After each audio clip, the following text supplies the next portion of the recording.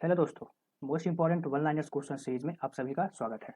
तो जैसा कि आप लोगों को पता है, हम लोग इस सीरीज में हिंदी और इंग्लिश दोनों में history, polity, geography, economics, physics, chemistry और बायोलॉजी के क्वेश्चंस करेंगे। ठीक है, तो जो कि आपके आने वाले एग्जाम जैसे 69 बीपीएससी, बिहार दरोगा और एसएससी, सीजीएल और सीएचएसएल जैसे एग्जामों में काफ़ी ज़्यादा हेल्पफुल होगा। तो ठीक है, तो आज का सेशन पॉलिटी में है।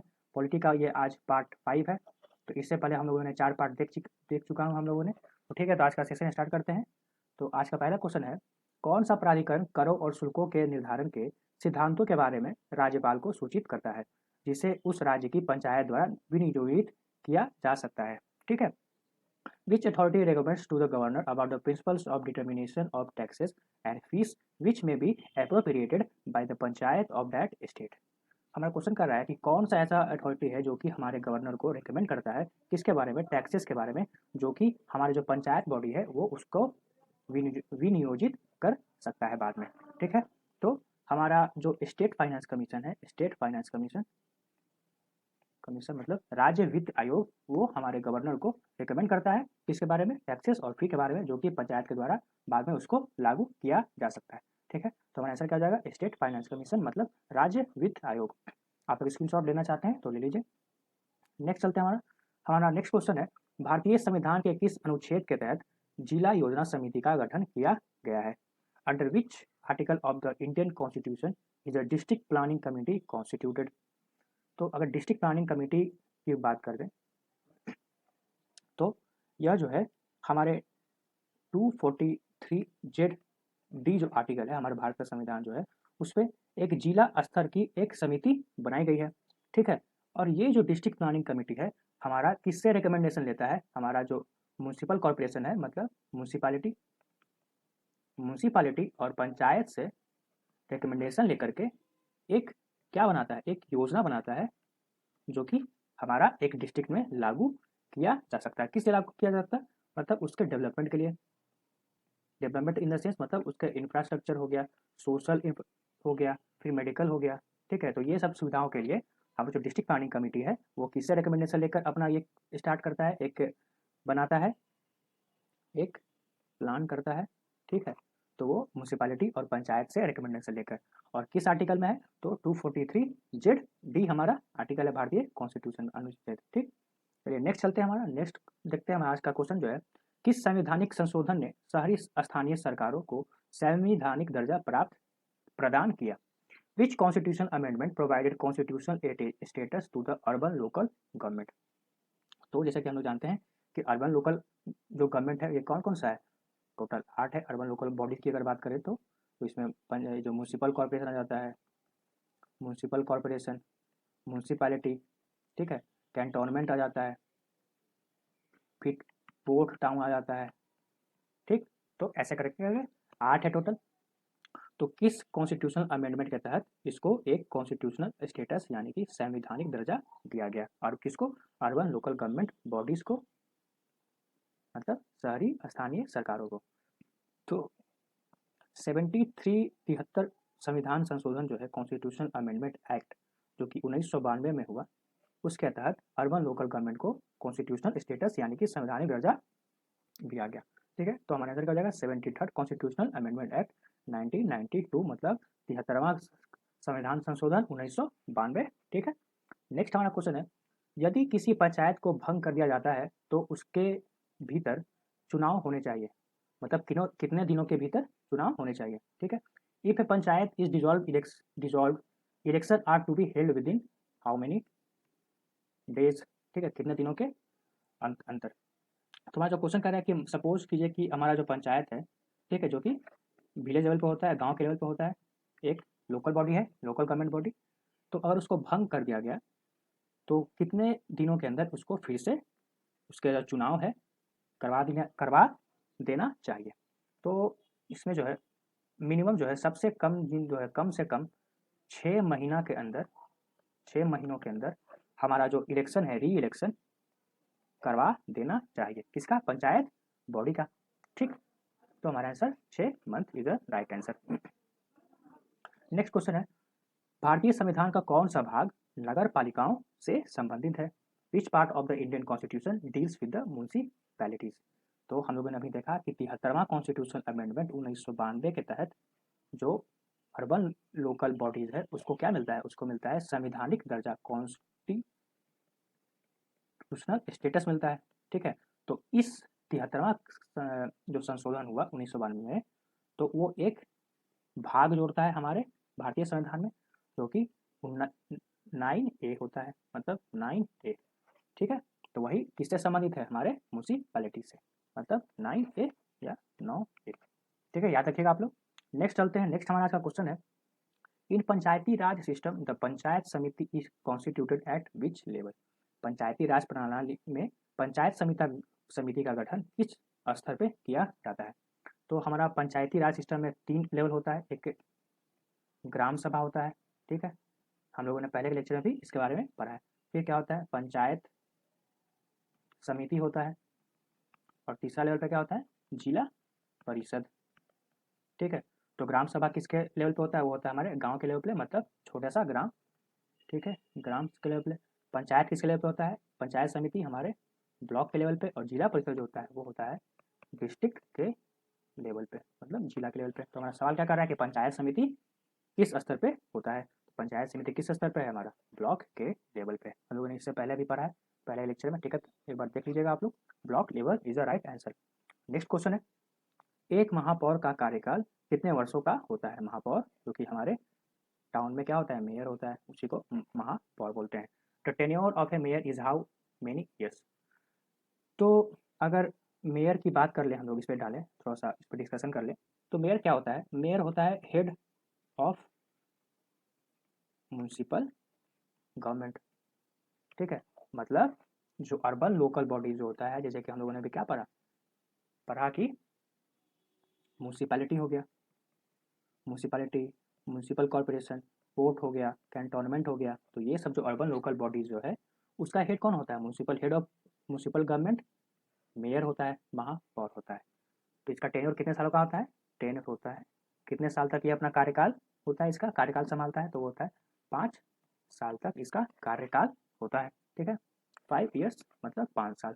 नेक्स्ट नेक्स्ट हमारा क्वेश्चन है, कोई भी व्यक्ति पंचायत चुनाव लड़ सकता है यदि वह आयु प्राप्त कर चुका है।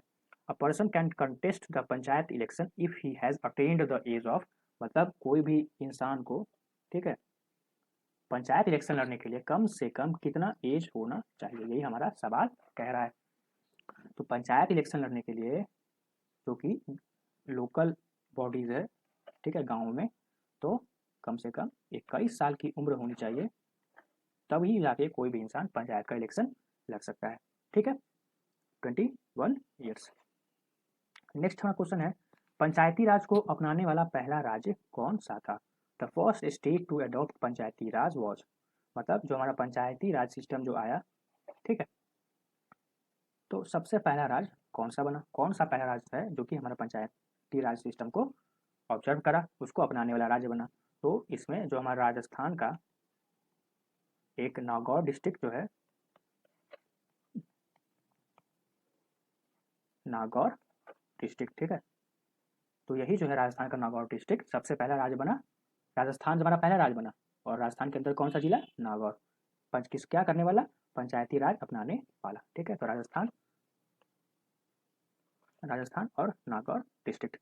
नेक्स्ट क्वेश्चन है हमारा, पंचायतों में महिलाओं के लिए सीटों का आरक्षण भारतीय संविधान के किस संशोधन द्वारा प्रदान किया गया है। The reservation of seats for women in panchayat has been provided by which amendment of the Indian constitution. ठीक, तो हमारा जो सवाल बोल रहा है कि जो गांव में पंचायत का जो इलेक्शन होता है, ठीक है, तो उसमें महिलाओं के लिए कितना प्रतिशत रिजर्वेशन है, तो 30% जो है हमारा रिजर्वेशन है गांव की महिलाओं के लिए। और ये किस लिए है, तो यह है हमारी महिला सशक्तिकरण, मतलब वुमेन एम्पावरमेंट। एम्पावरमेंट मतलब महिला सशक्तिकरण के लिए 30% रिजर्वेशन है, किसके लिए, महिलाओं के लिए। ठीक है, तो ये जो हमारा सवाल है, कह रहा है कि बाय विच अमेंडमेंट, मतलब कौन से संविधान संशोधन के तहत ये जो रिजर्वेशन ऑफ सीट्स जो दिया गया, इसको महिलाओं को किसके तहत दिया गया। तो ये हमारा दिया गया 73वां कॉन्स्टिट्यूशनल अमेंडमेंट 1992, मतलब 73वां संविधान संशोधन 1992 के तहत महिलाओं को लोकल बॉडीज मतलब कि पंचायत में 30% का रिजर्वेशन कोटा दिया गया। ठीक है, हमारा आंसर है 73वां कॉन्स्टिट्यूशनल अमेंडमेंट। आप लोग याद रखिएगा, इंपॉर्टेंट है क्वेश्चन। नेक्स्ट है हमारा, भारतीय संविधान का कौन सा अनुच्छेद राज्य सरकारों को ग्राम पंचायत को व्यवस्थित करने का निर्देश देता है? Which article of the Indian constitution directs state government to organise village panchayat? हमारा क्वेश्चन है कि भारत के कौन सा अनुच्छेद जो है हमारे स्टेट गवर्नमेंट मतलब राज्य सरकार को क्या करने का निर्देश देता है? वो देता है कि विलेज पंचायत मतलब पंचायत का गठन करने के लिए। तो विलेज पंचायत का जो जिक्र है, जो पंचायत का जिक्र है हमारा DPSP directive principle of state policy के आर्टिकल नंबर 40 में दिया गया है। ठीक है, तो डीपीएसपी कहाँ से कहाँ तक है? 36 से 51 तक। आप लोग याद रखिएगा। चाहिए इस पे वीडियो तो आप लोग कमेंट कीजिए, हम इस पर एक वीडियो भी लेकर आएंगे। ठीक, तो आर्टिकल 40 हमारा आंसर हो जाएगा। Article 40 is the right answer, जो कि क्या बोलता है स्टेट को कि आप लोग विलेज पंचायत ऑर्गेनाइज करिए, उसका गठन करिए। ठीक, नेक्स्ट है 8वीं अनुसूची में संविधान द्वारा मान्यता प्राप्त आधिकारिक भाषाओं की संख्या क्या है? The number of official languages recognised by the constitution in the 8th schedule is. और जो सवाल है, जैसा कि हम लोग जानते हैं कि हमारा जो भारतीय संविधान का जो 8वीं अनुसूची है वो किसका जिक्र करता है? वो जिक्र करता है हमारा उससे ऑफिशियल लैंग्वेज से मतलब आधिकारिक भाषाओं से। तो इसका हमारा क्या हो गया, अगर कोई सवाल आए कि कौन जो कि है ऑफिशियल लैंग्वेजेस मतलब संविधान आधिकारिक भाषा का जिक्र कौन सी अनुसूची में किया गया, तो आप लोग क्या बोलिएगा? 8th अनुसूची, 8th शेड्यूल में। और हमारा सवाल बोल रहा है कि कितना ऑफिशियल लैंग्वेजेस है 8th शेड्यूल में, तो ये टोटल है 22 भाषाओं को जो है आधिकारिक भाषाओं का दर्जा दिया गया है। ठीक है, हमारा आंसर क्या हो गया? 22। और कौन कौन सा है तो देखते हैं। हमारा हमारा जो है आसामीज, बंगाली, बोडो, डोगरी, गुजराती, हिंदी, कन्नड़, कश्मीरी, कोंकणी, मैथिली, मलयालम, मणिपुरी, मराठी, नेपाली, उड़िया, पंजाबी, संस्कृति, संथाली, सिंधी, तमिल, तेलुगु और उर्दू। ठीक है, तो ये आपको याद करने की जरूरत नहीं है उतना, अगर फिर भी अगर आप लोग एक बार दिमाग में रखना चाहते हैं तो आप लोग इसका स्क्रीनशॉट ले सकते हैं। टोटल कितना लैंग्वेज है? टोटल 22 लैंग्वेज है, जो कि हमारे 8th शेड्यूल मतलब 8वीं अनुसूची में इसका जिक्र है। ठीक, नेक्स्ट देखते हैं। हमारा नेक्स्ट आज का क्वेश्चन है, भारत में स्थानीय निकायों के चुनाव का गठन कौन करता है?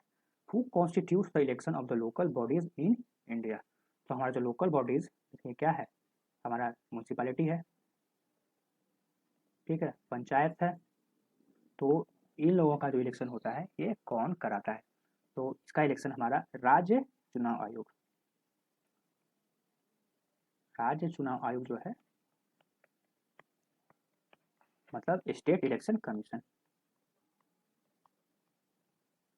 ठीक है, तो यही हमारा लोकल बॉडीज का इलेक्शन कराता है। अगर सवाल पूछा है कि लोकल बॉडीज के फादर कौन थे, तो वो थे लॉर्ड रिपन। आप लोग इसको नाम याद रखिए, क्वेश्चन आता है हमेशा कि लोकल बॉडीज के फादर कौन है, तो लॉर्ड रिपन।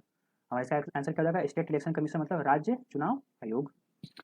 नेक्स्ट क्वेश्चन है, under which constitutional amendment act the age of voting in Indian democratic system was lowered from 21 years to 18 years?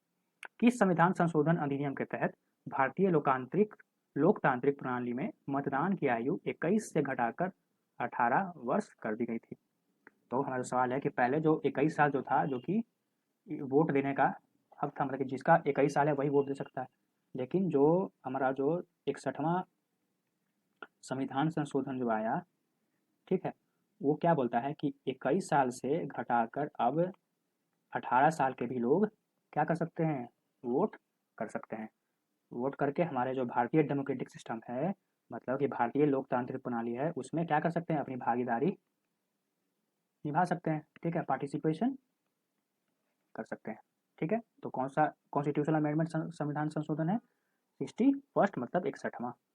Next question है, राज्य लोक सेवा आयोग के सदस्यों की नियुक्ति कौन करता है? Who appoints the member of the state public service commission? तो अगर स्टेट पब्लिक सर्विस कमीशन जो है इसके मेंबर्स कौन अपॉइंट करते हैं हमारे स्टेट में? गवर्नर, गवर्नर साहब। और यूपीएससी की बात करें, ठीक है, तो स्टेट पब्लिक सर्विस कमीशन में क्या होगा? जैसे बीपीएससी का आप जो लोग जो एग्जाम देते हैं उसमें क्या एसडीएम बनता है, एजुकेशन ऑफिसर बनता है, या जुडिशियल सर्विस होता है स्टेट का, तो वो आपका state public service commission.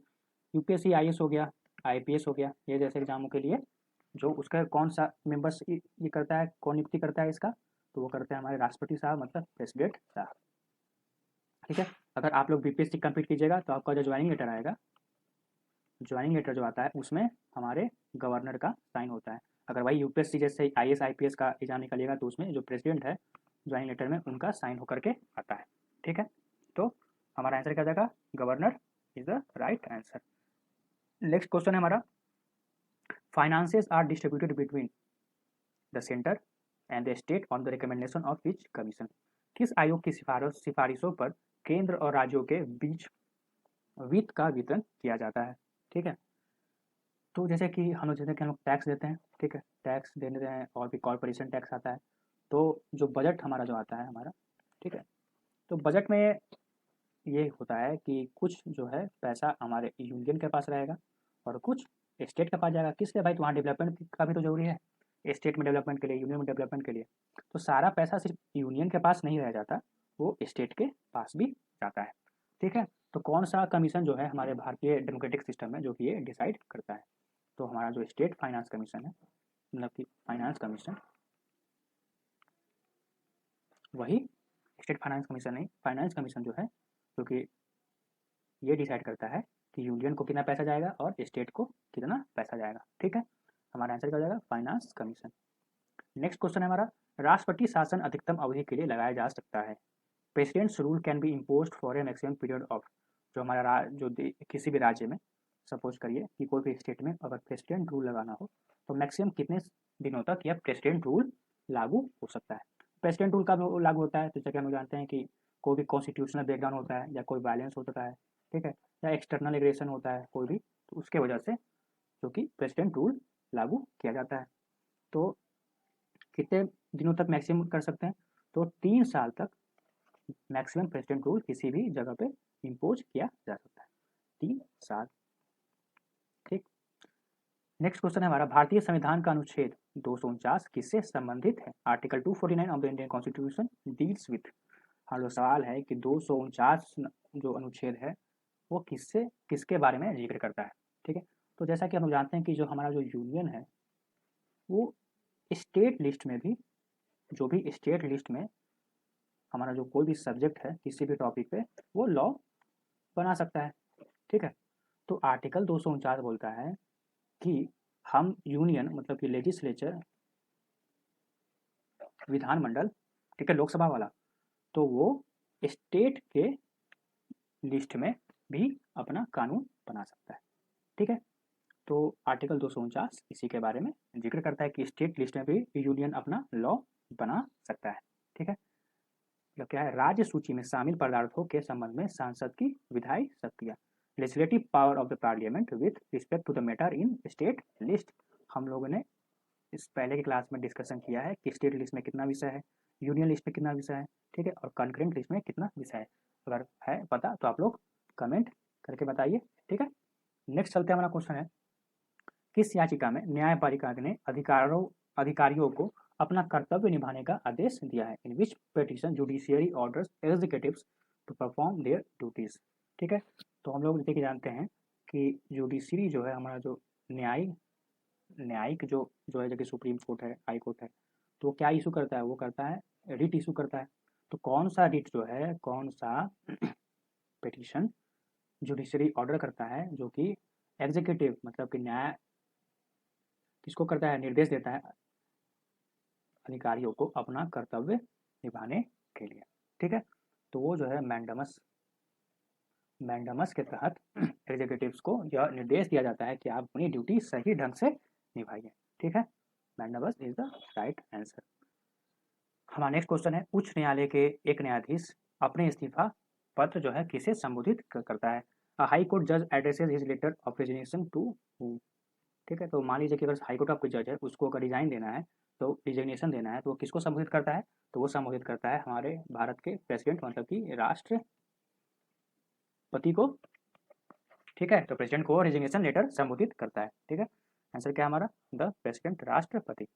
Next question है, राज्यपाल को पद की शपथ कौन दिलाता है? Who administers the oath of office to the governor. तो हमारे जो स्टेट में जो गवर्नर है वो अपना जब ऑफिस अपना पदभार संभालता है तो उसको जो शपथ कौन दिलाता है, इस सवाल का यह कहना है। तो हमारे जो स्टेट के जो ये हैं राज्य न्यायाधीश, न्यायिक न्यायाधीश, वो हमारे chief justice of high court, वो शपथ दिलाते हैं। और प्रेसिडेंट को कौन दिलाते हैं? तो chief justice of supreme court. State में हमारा chief justice of high court दिलाता है किसको शपथ? राज्यपाल को। और यूनियन में सेंटर में chief justice of supreme court president को। ठीक है, नेक्स्ट हमारा क्वेश्चन है, भारत में किसी राज्य की राज्यपाल बनने वाली प्रथम महिला कौन है? The first lady to become governor of a state in India is. ठीक है, तो हमारा सवाल जो है कि भारत की जो है सबसे पहली महिला कौन बनी जो कि किसी भी राज्य की वो राज्यपाल बनी।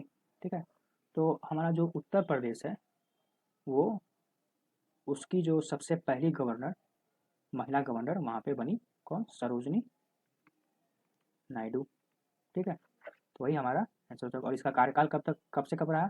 15 अगस्त 1947 से लेकर के 2 मार्च 1949 तक।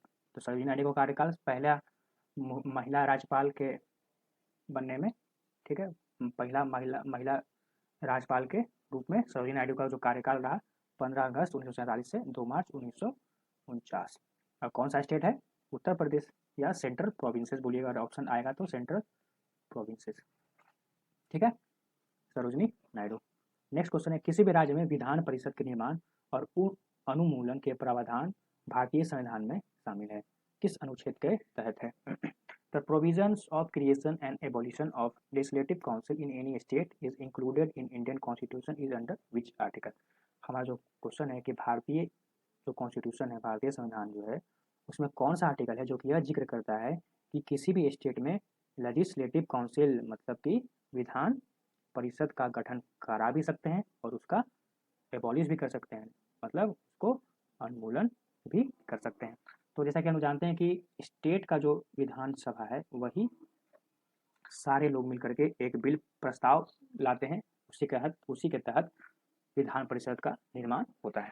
ठीक है, तो हमारा जो आर्टिकल है किस आर्टिकल के तहत है? तो आर्टिकल हमारा 169 है। ठीक है, 169 169वां आर्टिकल जो है अनुच्छेद वो इसके बारे में बताता है। ठीक है, नेक्स्ट क्वेश्चन है, who has the last authority to explain the constitution? संविधान की व्याख्या करने का अंतिम अधिकार किसके पास है? तो हम जानते हैं कि सुप्रीम कोर्ट जो है वो हमारा जो सुप्रीम कोर्ट सर्वोच्च न्यायालय वही उसी के पास पावर है हमारे कॉन्स्टिट्यूशन को क्या करने का? व्याख्या करने का। ठीक है, तो हमारा आंसर क्या हो जाएगा? सुप्रीम कोर्ट ऑफ इंडिया यानी सर्वोच्च न्यायालय। नेक्स्ट क्वेश्चन है, भारतीय संविधान में रिट की अवधारणा कहाँ से उधार ली गई है? From where the concept of writs are borrowed in Indian constitution. हम लोगों ने रिट्स के बारे में पहले क्लास में पढ़ा है। ठीक है, तो जिन्होंने नहीं देखा है वो जाके एक बार पढ़ लीजिए। तो रिट्स कहाँ से लिया गया है? तो वो लिया गया है इंग्लिश लॉ से, मतलब अंग्रेजी कानून। ठीक है, इंग्लिश लॉ मतलब अंग्रेजी कानून। नेक्स्ट क्वेश्चन है, भारतीय संविधान के किस अनुच्छेद के तहत राज्यपाल राज्य कानून में क्षमा प्रदान कर सकता है? Under which article of Indian constitution governor can grant pardon in state laws? तो गवर्नर जो है किसी भी क्राइम को वो पार्डन मतलब क्षमा दे सकता है किस आर्टिकल के तहत? तो आर्टिकल 163 के तहत। ठीक है, और प्रेसिडेंट की बात करें, हमारा राष्ट्रपति की बात करें, तो प्रेसिडेंट जो है हमारा आर्टिकल 72 के तहत क्षमा प्रदान कर सकता है। और आंसर का जाएगा आर्टिकल 163 गवर्नर, आर्टिकल 72 प्रेसिडेंट। ठीक है दोस्तों, तो आज के सेशन में बस इतना ही। हम लोग आज पार्ट 5 देखे हैं। ठीक है, तो आशा करता हूँ वो वीडियो अच्छा लगा हो तो लाइक कीजिए, शेयर कीजिए और सब्सक्राइब कीजिए। ठीक है, इससे मुझे मोटिवेशन मिलता है ताकि मैं और भी अच्छा कंटेंट ला सकता हूँ। ठीक है, और मेरा जिन्होंने मुझे इंस्टाग्राम पे फॉलो नहीं करा है तो भी जाके फॉलो कर सकते हैं, लिंक मैंने डिस्क्रिप्शन में दे दिया है। ठीक है, तो ज़्यादा से ज़्यादा शेयर कीजिए इसको। हम लोग आगे भी इसका पार्ट और पार्ट 6 भी लाएंगे। ठीक है, तो आज के लिए बस इतना ही, मिलते हैं नेक्स्ट वीडियो में, तब तक के लिए थैंक यू, बाय।